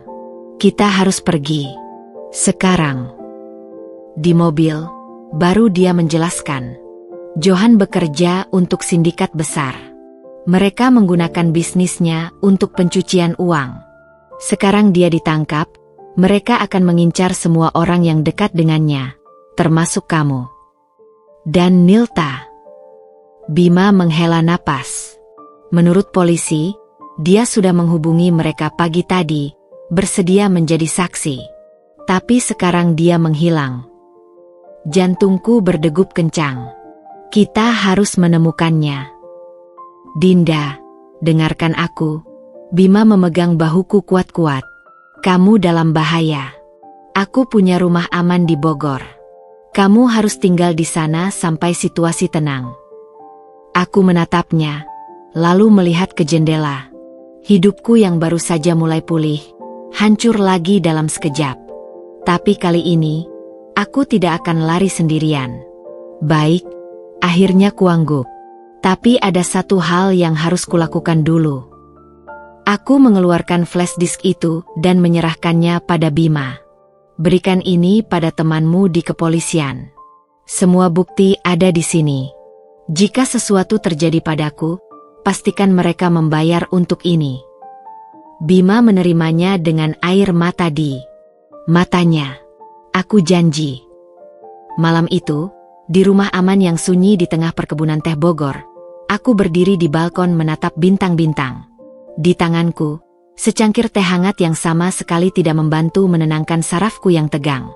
Johan mungkin telah menjerumuskanku ke dalam bahaya. Tapi dia tidak tahu satu hal. Aku bukan lagi Dinda yang penakut yang dulu dia kawini. Aku adalah badai yang akan menghancurkan mereka semua. Kabut pagi menyelimuti perkebunan teh di sekitar rumah aman Bima, menciptakan pemandangan surrealis yang seolah terpisah dari dunia luar. Aku berdiri di balkon kamar, menghirup udara pegunungan yang segar namun tidak berhasil menghilangkan rasa logam ketakutan yang masih menempel di lidahku. Sudah 3 hari sejak aku tiba di sini, 3 hari hidup dalam ketidakpastian. Tidak tahu apakah Johan masih ditahan, apakah Nilta ditemukan, atau apakah sindikat itu sudah mengetahui lokasiku. Ponsel di tanganku, sebuah burner phone yang diberikan Bima, bergetar dengan pesan masuk. Pagi. Aku datang dengan sarapan. Buka pintu. Sebelum sempat membalas, derakan langkah kaki di teras bawah sudah terdengar. Bima berdiri di sana dengan 2 kantong kertas berisi makanan dan sebuah map tebal. Wajahnya yang biasanya rapi sekarang dipenuhi bayangan janggut pendek, dan matanya yang biasanya cerah kini dikelilingi lingkaran hitam kelelahan. Kau tidak tidur? Tanyaku saat membukakan pintu. Dia menggeleng, meletakkan makanan di meja kayu sederhana. Bekerja pada kasusmu. Dan sekarang kasus Johan. Dia membuka map itu, memperlihatkan tumpukan dokumen. Ada perkembangan. Aku duduk di hadapannya, tangan gemetar membuka kotak makanan berisi nasi uduk yang masih hangat. Berita baik atau buruk? Keduanya, jawabnya sambil menyuapkan nasi ke mulutnya. Pertama, Johan tetap dalam tahanan. Polisi menemukan lebih banyak bukti keterlibatannya dengan sindikat itu. Dan Nilta. Bima menghela napas. Masih hilang. Tapi dia ragu. Ada jejak kartu kreditnya digunakan di sebuah apotek di puncak 2 hari lalu. Dadaku berdegup kencang. Kita harus. Tidak, potongnya tegas. Kau tidak boleh pergi kemanapun sekarang. Sindikat itu sudah mencarimu. Beberapa orang tak dikenal mengincar apartemenmu, bahkan kantor barumu. Udara di paru-paru terasa hilang. Hidup yang susah payah kubangun selama beberapa bulan terakhir, hancur dalam sekejap. Aku sudah mengatur supaya semua dokumen penting dan peralatan kantormu dipindahkan ke tempat aman. Lanjut Bima, seolah membaca pikiranku. Dan dia mengeluarkan sebuah kunci dari saku. Aku punya solusi sementara. Kunci itu ternyata untuk sebuah villa kecil di Ubud, Bali. Tempat milik klienku. Sepi, aman, dan yang paling penting, tidak ada hubungannya denganmu atau aku. Aku menatap kunci itu, lalu wajah Bima. Kau ingin aku lari? Kau tahu ini bukan soal lari atau tidak, jawabnya dengan suara rendah. Ini soal bertahan hidup sampai polisi membersihkan semua ini. Mata kami terkunci dalam diam yang penuh arti. Ada sesuatu yang berbeda dalam caranya memandangku hari ini. Sebuah intensitas yang membuat kulitku merinding. Kenapa kau melakukan semua ini untukku? Tanyaku akhirnya, memecah kesunyian. Ini sudah jauh melampaui hubungan pengacara klien. Bima menghela napas panjang, menatap tangannya yang sedang memegang gelas kopi.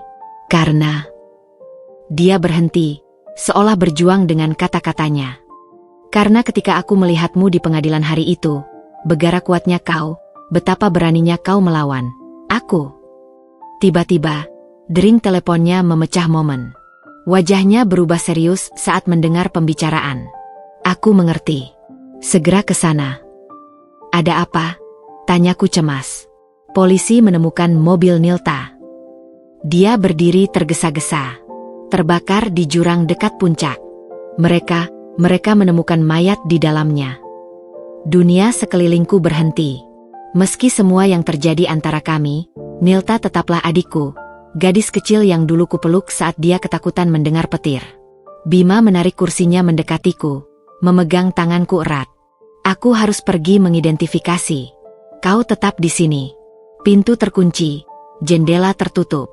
Aku kembali sebelum maghrib. Saat dia berdiri untuk pergi, tanpa berpikir aku meraih tangannya. Hati-hati. Dia menatapku lama, lalu tiba-tiba membungkuk dan mengecup keningku. Janji. Sepanjang hari, rumah itu terasa semakin pengap. Kubuka laptop dan mencoba bekerja, tapi pikiranku terus kembali pada Nilta. Pada kenangan masa kecil kami. Pada kebencian yang tumbuh di antara kami. Dan sekarang, ketika matahari mulai terbenam dan Bima belum kembali, kecemasanku mencapai puncaknya. Kubuka burner phone-nya, tapi tidak ada sinyal di daerah terpencil ini. Suara derakan di teras depan membuatku melompat. Bukan langkah Bima yang percaya diri, tapi suara gesekan hati-hati. Seseorang, atau sesuatu, sedang berusaha masuk diam-diam. Dengan hati berdebar, kuambil pisau dapur terdekat dan bersembunyi di balik pintu kamar. Keringat dingin mengalir di punggungku saat kudengar kunci digerogoti dari luar. Pintu terbuka perlahan. Dinda. Suara itu membuatku nyaris pingsan. Bima berdiri di sana dengan wajah lebam, bajunya robek di beberapa tempat. Tuhan, kau membuatku ketakutan. Hardiku sambil meletakkan pisau. Dia tersenyum kecut. Maaf. Mobilku mogok di jalan. Harus jalan kaki beberapa kilometer. Matanya kemudian berubah serius. Dinda, mayat di mobil itu bukan Nilta. Apa? Dari tes DNA cepat, itu perempuan lain, salah satu kekasih gelap Johan. Dadaku sesak antara lega dan ngeri. Lalu di mana Nilta? Bima menggeleng. Tidak tahu. Tapi dia mengeluarkan sebuah amplop dari tas. Ini ditemukan di mobil. Untukmu. Dengan tangan gemetar, kubuka amplop itu. Selembar kertas dengan tulisan tangan Nilta yang kacau. Dinda, jika kau baca ini, aku sudah tidak ada. Mereka mengejarku. Johan menjerumuskan kita semua. Tapi ada harapan. Cari Ayu di kampung halaman kita. Dia tahu segalanya. Maafkan aku. Aku mencintaimu.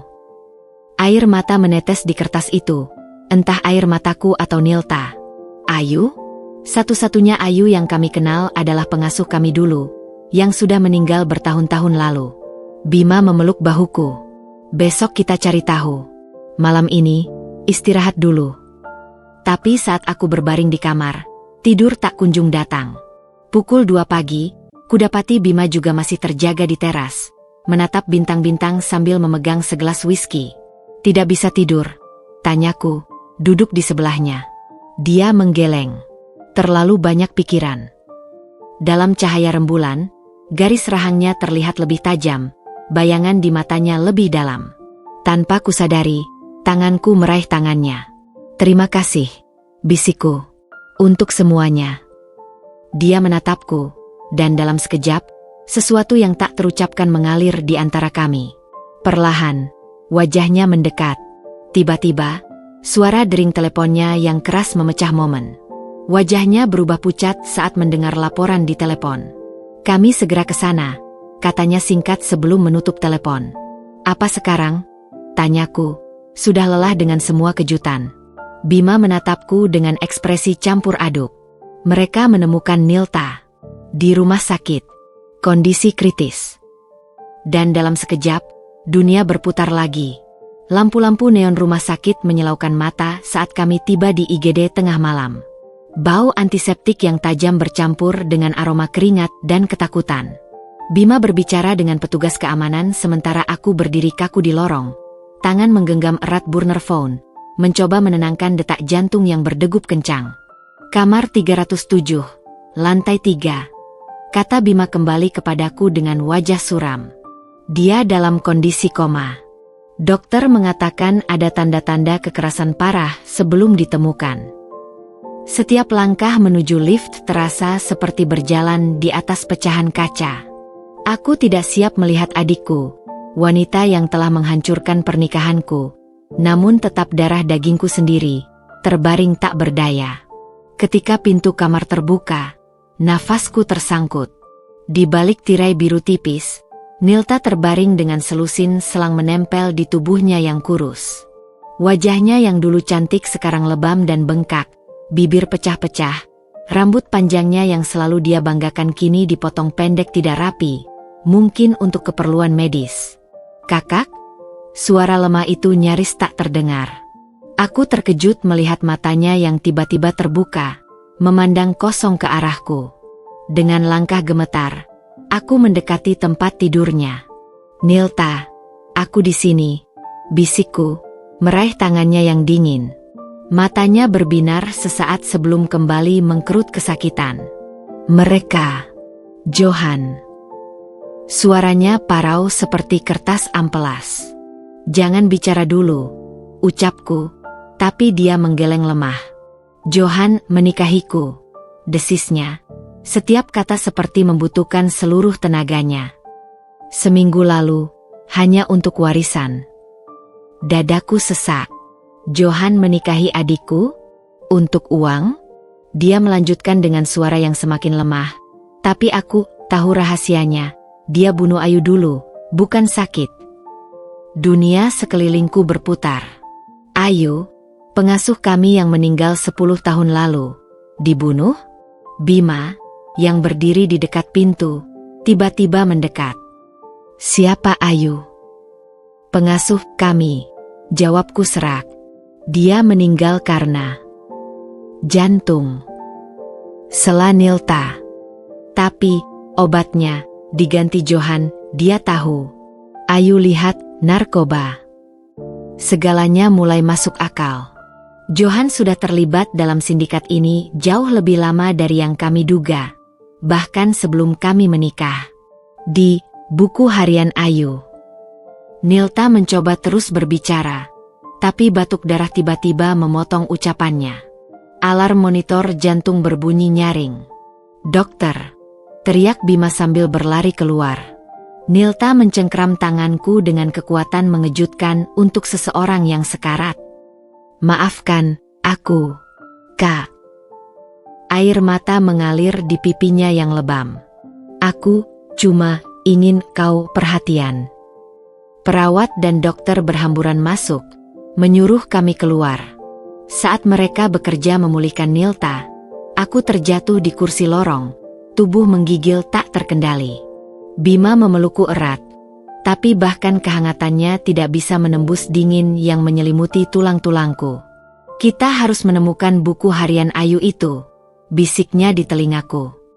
"Itu bisa menjadi kunci untuk menjatuhkan Johan dan sindikatnya." Aku mengangguk mekanis, tapi pikiranku tertuju pada satu hal. Johan tidak hanya merenggut kebahagiaanku, tapi juga membunuh orang yang kami anggap ibu kedua, dan sekarang mungkin akan membunuh adikku. Dokter keluar dengan wajah suram. "Kami berhasil menstabilkannya untuk sementara, tapi ada perdarahan internal. Dia harus dioperasi segera." Apakah dia akan bertahan?" tanyaku dengan suara kecil. Dokter itu menghela nafas. 50-50, dan jikapun selamat, kemungkinan kerusakan otak cukup besar karena trauma di kepalanya. Setelah menandatangani surat persetujuan operasi, Bima membawaku ke kantin rumah sakit. Kopi pahit di tanganku tidak kuacuhkan sama sekali. "Aku harus menghadapi Johan," kataku tiba-tiba. Suaraku lebih tegas dari yang kukira. Bima menggeleng.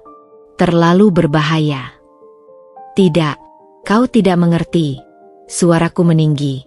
"Ayu adalah satu-satunya keluarga kami setelah orang tua meninggal.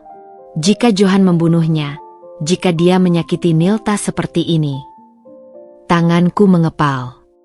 Ini bukan lagi tentang perceraian atau balas dendam. Ini tentang keadilan. Bima menatapku lama, lalu menarik napas dalam. "Baik, tapi kita lakukan dengan cara yang aman. Aku punya akses ke ruang tahanan besok.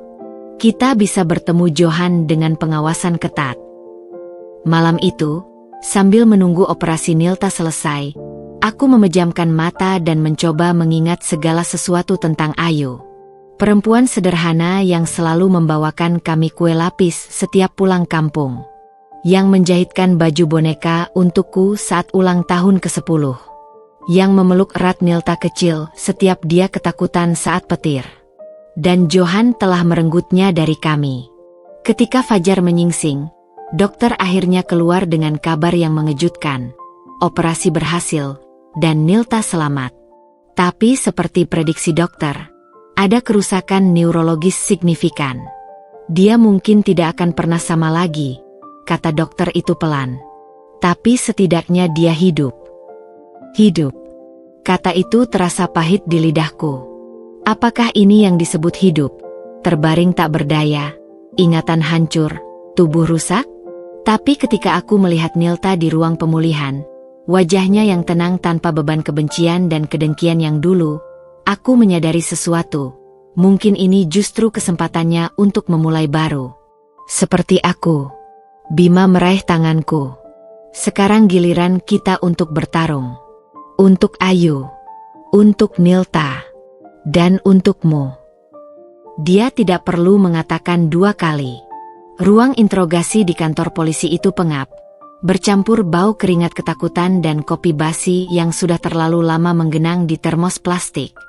Dindingnya dicat warna hijau pudar dengan noda-noda yang sepertinya sudah ada sejak era Orde Baru. Aku duduk di salah satu kursi kayu yang keras, menatap cermin satu arah di depanku, berusaha menebak siapa saja yang mungkin mengintip dari baliknya.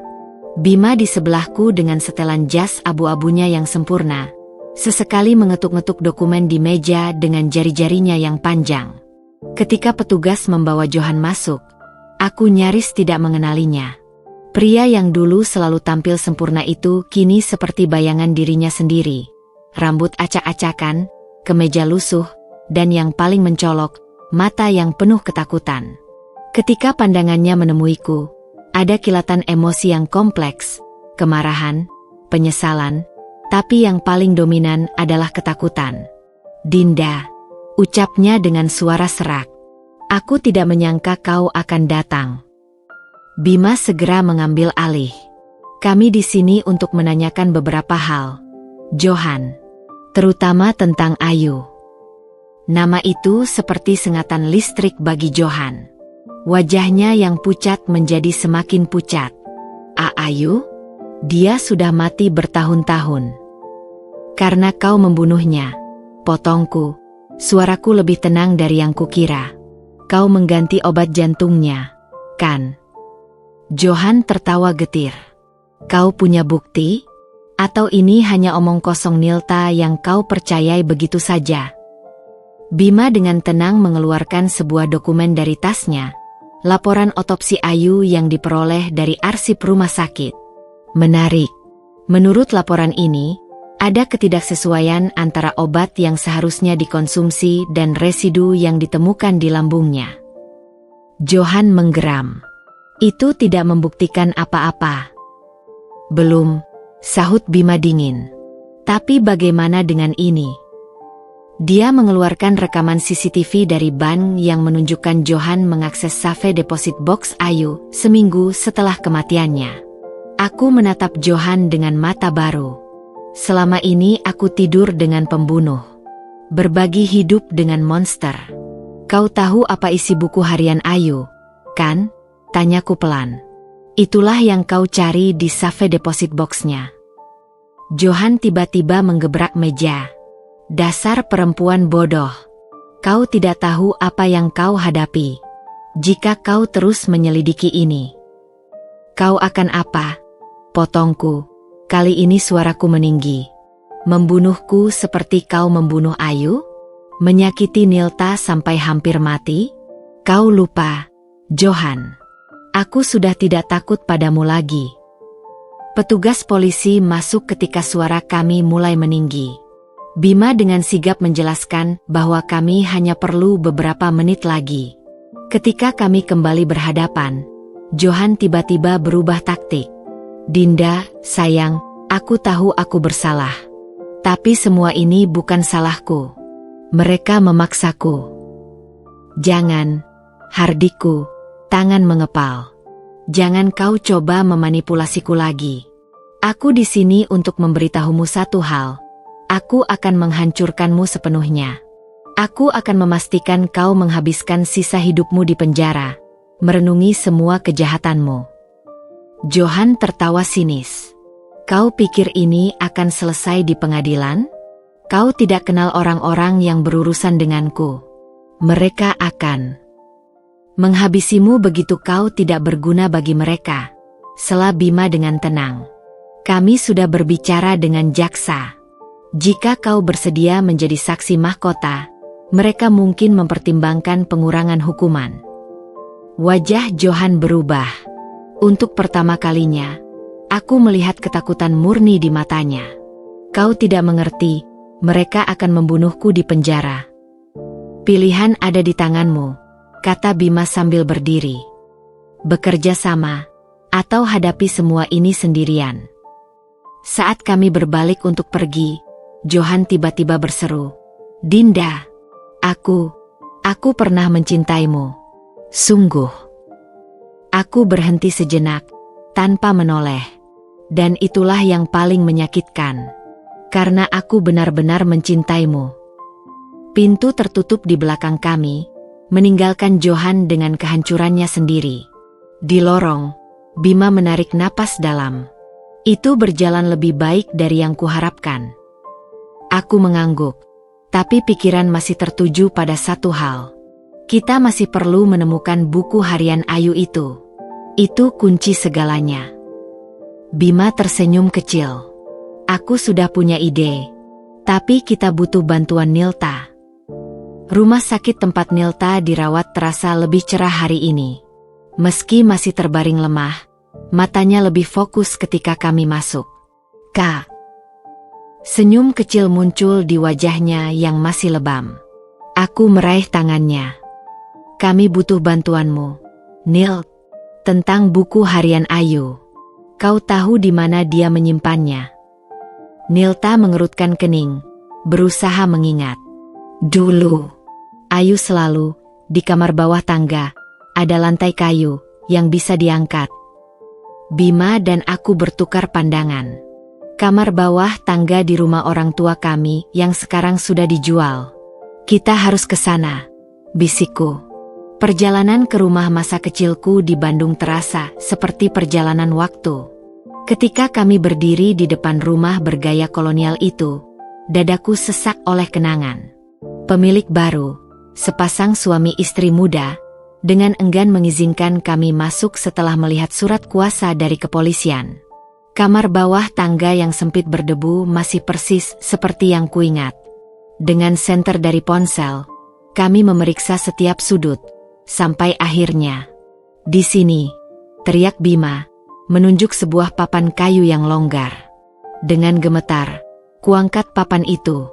Dan di bawahnya, tersembunyi selama bertahun-tahun, tergeletak sebuah buku harian kecil bersampul kain biru. Saat kubuka halaman pertama, air mataku langsung menetes. Tulisan tangan Ayu yang rapi menghiasi halaman itu, dengan tanggal tepat seminggu sebelum kematiannya. Aku melihat Johan menyerahkan paket besar ke mobil hitam. Ketika ku periksa, isinya bukan suplemen seperti biasa. Aku takut. Aku harus memberitahu Dinda sebelum pernikahannya. Bima membalik halaman berikutnya. Sebuah foto lama yang diselipkan di antara lembaran. Foto Johan berdiri dengan beberapa pria yang langsung kami kenali dari laporan polisi sebagai anggota sindikat narkoba. Kita dapat mereka, bisik Bima, matanya berbinar. Di rumah sakit, ketika kami menunjukkan temuan itu pada Nilta, air mata mengalir di wajahnya. Ayu, selalu, melindungi kita. Aku memeluknya pelan, merasakan betapa berharganya hidup ini. Di luar jendela, matahari terbenam menyinari kota dengan cahaya keemasan, seakan memberi tanda, akhir dari teror Johan, dan awal yang baru untuk kami semua. 6 bulan kemudian, udara pagi di Ubud terasa segar dan membawa harapan baru. Aku berdiri di balkon villa kecil yang sekarang menjadi rumahku, menikmati secangkir teh chamomile sambil memandang hamparan sawah hijau yang terhampar di depanku. Kabut tipis masih menyelimuti pucuk-pucuk pohon kelapa di kejauhan, menciptakan pemandangan yang terasa seperti lukisan hidup. Buku harian Ayu telah mengubah segalanya. Dengan bukti tak terbantahkan itu, kasus terhadap Johan dan jaringan sindikatnya bergulir cepat.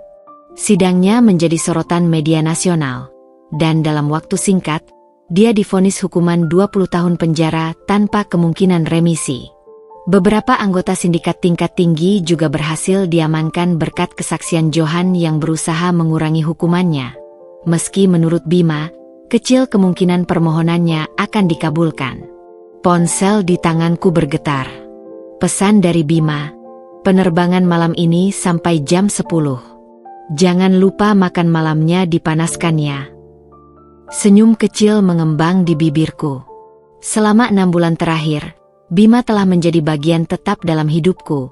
Mengunjungi setiap akhir pekan, membantu membangun kembali bisnis konsultanku dari sini, dan yang paling penting, memberiku ruang untuk sembuh. Di meja kerja, laporan medis Nilta terbuka di halaman terakhir. Setelah serangkaian operasi dan terapi intensif, kondisi fisiknya telah membaik signifikan.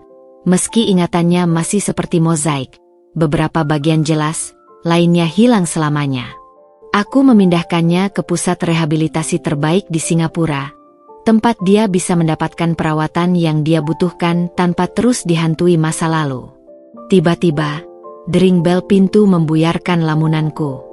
Di depan pintu berdiri seorang kurir dengan paket besar. Untuk Ibu Dinda, ujarnya sambil menyerahkan bungkusan itu. Kubuka paket tersebut dengan penasaran. Di dalamnya ada lukisan cat air indah pemandangan sawah Ubud, persis seperti yang kulihat setiap pagi dari balkon. Di sudut kanan bawah, tertulis, "Untuk hari-hari baru yang lebih cerah." B. Hatiku berdesir hangat. Bima selalu tahu cara tepat untuk membuatku tersenyum.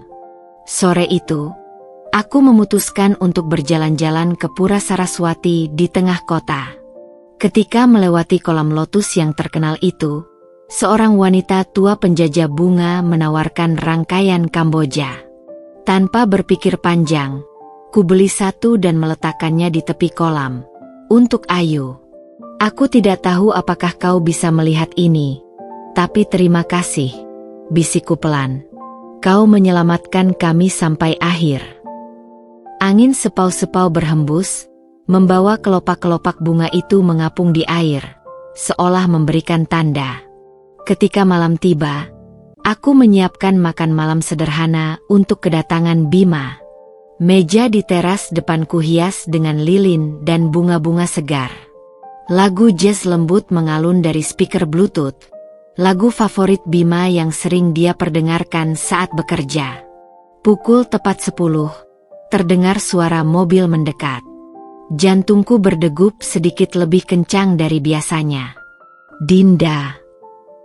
Bima melangkah masuk dengan senyum lebar. Wajahnya sedikit lelah setelah perjalanan panjang, tapi matanya tetap bersinar. Dia langsung menarikku dalam pelukan erat. Wanginya yang khas, kayu dan sedikit citrus, membuatku merasa seperti pulang ke rumah. Makan malam sudah siap, bisikku di bahunya. Tapi dia tidak langsung melepaskanku. Sebentar, gumamnya. Aku hanya ingin memastikan kau benar-benar di sini. Ketika kami akhirnya duduk untuk makan, Bima mengeluarkan sebotol anggur merah. Untuk merayakan sesuatu, katanya misterius. Apa yang kita rayakan? Tanyaku sambil menuangkan anggur ke gelas. Pertama, dia mengangkat gelasnya. Untuk bisnis barumu yang sukses. Kedua, untuk Nilta yang semakin membaik. Dan ketiga, dia berhenti, menatapku dengan intensitas yang membuatku tersipu. Untuk kita. Gelas kami bersentuhan dengan bunyi nyaring yang menggema dalam keheningan malam Bali. Aku punya berita, ujarnya setelah meneguk anggur. Kantor hukumku membuka cabang di Denpasar. Aku akan pindah ke Bali bulan depan. Sendok di tanganku terjatuh. Serius? Tapi bisnismu di Jakarta bisa diatur. Lagi pula, dia menyentuh tanganku. Ada sesuatu yang lebih penting dari pekerjaan. Malam itu, di bawah bintang-bintang Bali yang gemerlap, sesuatu yang indah mulai tumbuh di antara kami. Bukan cinta yang menggebu-gebu dan penuh drama seperti dulu, tapi sesuatu yang lebih dalam, lebih tenang, seperti aliran sungai yang pasti menuju laut. Ketika fajar menyingsing, aku terbangun dengan kepala bersandar di bahu Bima. Dia sudah terjaga, sedang mengetik sesuatu di laptopnya sambil sesekali menatap pemandangan matahari terbit. "Selamat pagi," bisikku. Dia menutup laptop dan mengecup keningku. "Selamat pagi, Dinda. Hari yang indah untuk memulai hidup baru, bukan?" Aku mengangguk, melihat ke jendela di mana sinar matahari pertama menerangi pucuk-pucuk padi di sawah. Memang benar, ini adalah awal baru. Aku sudah belajar bahwa hidup tidak selalu tentang melupakan masa lalu, tapi tentang belajar darinya dan berani melangkah ke depan dengan hati yang lebih bijak. Dan kali ini, aku tidak akan melangkah sendirian.